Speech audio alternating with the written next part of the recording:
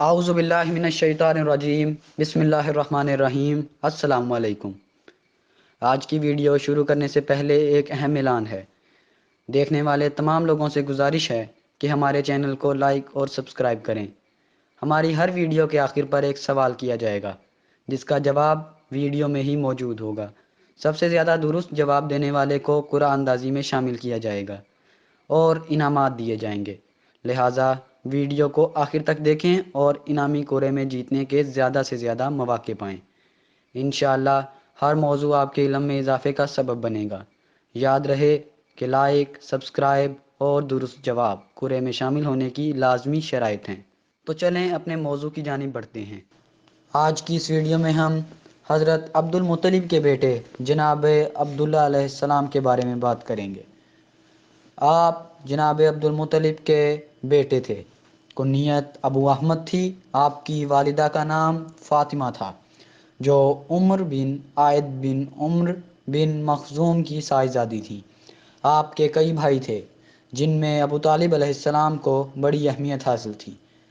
جناب عبداللہ ہی وہ عظیم المرتبت بزرگ ہیں جن کو ہمارے نبی کریم صلی اللہ علیہ وآلہ وسلم کے والد ہونے کا شرف حاصل ہوا۔ آپ نہایت متین، سنجیدہ اور شریف طبیعت انسان تھے۔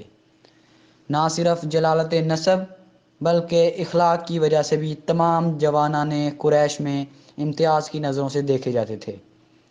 محاسن اعمال اور شمائل مطبوع میں فرد تھے۔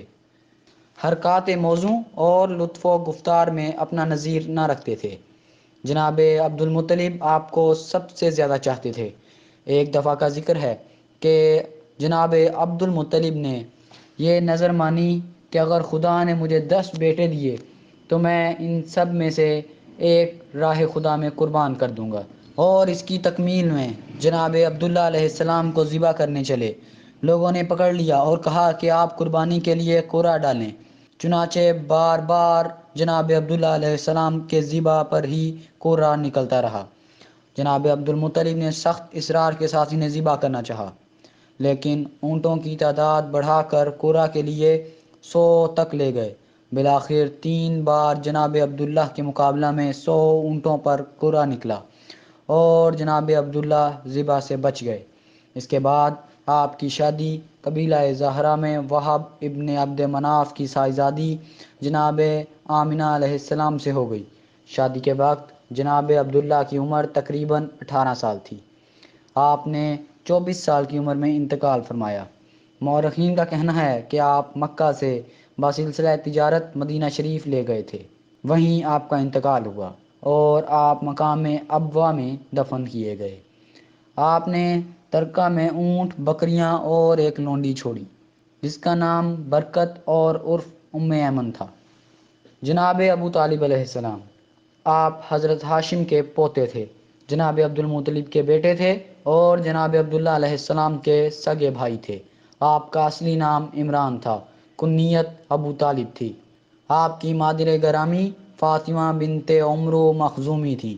شمس العلماء نذیر احمد کا کہنا ہے کہ آپ جناب عبد المطلب کی اولاد میں سب سے زیادہ باوقار اور عقل مند تھے۔ جناب عبد المطلب کے بعد پیغمبر اسلام کی پرورش آپ نے شروع کی اور تا حیات ان کی نصرت و حمایت کرتے رہے۔ مولوی شبلی کا کہنا ہے کہ جناب ابو طالب علیہ السلام کا یہ طریقہ ہمیشہ رہا کہ ان حضرت صلی اللہ علیہ وآلہ وسلم کو اپنے ساتھ سلاتے تھے اور جہاں جاتے تھے ساتھ لے جاتے تھے۔ کفار قریش اور اشرار یہود سے آپ نے ان حضرت صلی اللہ علیہ وآلہ وسلم کی حفاظت کی اور انہیں کسی قسم کا نقصان نہیں پہنچنے دیا۔ مورخ ابن اسیر کا کہنا ہے کہ سفر شام کے موقع پر ایک راہب کی نظر آپ صلی اللہ علیہ وآلہ وسلم پر پڑی۔ اس نے ان میں بزرگی کے آثار دیکھے اور جناب ابو طالب علیہ السلام سے کہا کہ انہیں جلد واپس وطن لے جاؤ، انہیں یہود قتل کر ڈالیں گے۔ ابو طالب نے اپنا سارا سامان تجارت فروخت کر کے وطن کی راہ لی۔ مورخ دیار بکری کا کہنا ہے کہ جناب حضرت محمد مصطفیٰ صلی اللہ علیہ وآلہ وسلم جناب ابو طالب علیہ السلام کی تحریک سے جناب خدیجہ رضی اللہ تعالی عنہا کا مال برائے فروخت شام کی طرف لے جایا کرتے تھے۔ چند دنوں میں جناب خدیجہ رضی اللہ تعالیٰ عنہ نے شادی کی خواہش کی اور نسبت ٹھہر گئی۔ جناب ابو طالب علیہ السلام نے ان حضرت صلی اللہ علیہ وآلہ وسلم کی طرف سے خطبہ نکاح پڑھا۔ جناب ابو طالب علیہ السلام کے خطبہ کی ابتدا ان لفظوں سے ہے: الحمدللہ الذی جعلنا من ذریۃ ابراہیم۔ تعریفیں اس خدا کے لیے ہیں جس نے ہمیں ذریت ابراہیم میں قرار دیا۔ 400 دینار سرخ پر عقد ہوا۔ عقد نکاح کے بعد حضرت ابو طالب علیہ السلام بہت ہی خوش ہوئے۔ علامہ تریہی کا باحوالہ امام جعفر صادق علیہ السلام کہنا ہے کہ جناب ابو طالب علیہ السلام ایمان کے تحفظ ہیں، اصحاب کہف کے مانند تھے۔ شمس العلماء نذیر احمد کا کہنا ہے کہ جناب عبد المطلب اور جناب ابو طالب علیہ السلام دین فطرت کو مضبوطی سے پکڑے ہوئے تھے۔ علامہ سیوطی کا کہنا ہے کہ ان حضرت صلی اللہ علیہ وآلہ وسلم کے آباء و اجداد میں ایک شخص بھی مشرک نہیں تھا۔ قرآن مجید میں ہے کہ اے نبی صلی اللہ علیہ وآلہ وسلم، ہم نے تم کو سجدہ کرنے والوں کی پشت میں رکھا۔ ابو طالب کے متعلق شمس العلماء نذیر احمد کا کہنا ہے کہ وہ دل سے پیغمبر کو سچا پیغمبر اور اسلام کو خدائی دین سمجھتے تھے۔ شمس العلماء شبلی کا کہنا ہے کہ جناب ابو طالب علیہ السلام مرتے وقت بھی کلمہ پڑھ رہے تھے، لیکن بخاری کی ایک ایسی روایت کی بنا پر جس میں مسیب شامل ہے انہیں غیر مسلم کہا جاتا ہے، جو قابل صحت لائق تسلیم نہیں ہے۔ غرض کہ آپ کے مومن اور مسلمان ہونے پر منصف مورخین کا اتفاق ہے۔ ابو طالب علیہ السلام کے 2 شعر قابل ملاحظہ ہیں۔ ترجمہ: اے محمد صلی اللہ علیہ وآلہ وسلم، آپ نے مجھے اسلام کی طرف دعوت دی اور میں خوب جانتا ہوں کہ تم یقیناً سچے ہو، کیونکہ تم اس عہد نبوت کے اظہار سے قبل بھی لوگوں کی نظر میں سچے رہے ہو۔ میں اچھی طرح جانے ہوئے ہوں کہ اے محمد صلی اللہ علیہ وآلہ وسلم، تمہارا دین دنیا کے تمام ادیان سے بہتر ہے۔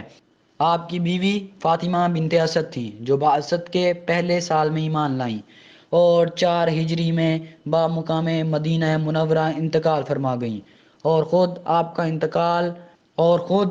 انتقال 85 سال کی عمر میں شوال کے مہینے میں بعثت نبوی سے 10 سال بعد ہوا۔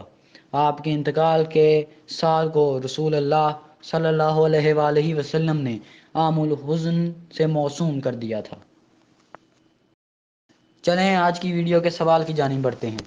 آج کی ویڈیو کا سوال یہ ہے کہ وفات کے وقت جناب ابو طالب علیہ السلام کی عمر کتنی تھی؟ یاد رہے کہ لائک، سبسکرائب اور درست جواب قرعے میں شامل ہونے کی لازمی شرائط ہیں۔ ویڈیو دیکھنے کا شکریہ۔ آپ سے اگلی ویڈیو میں کسی اور سوال کے ساتھ ملتے ہیں۔ اپنا خیال رکھیں، دعاؤں میں یاد رکھیں۔ اللہ حافظ۔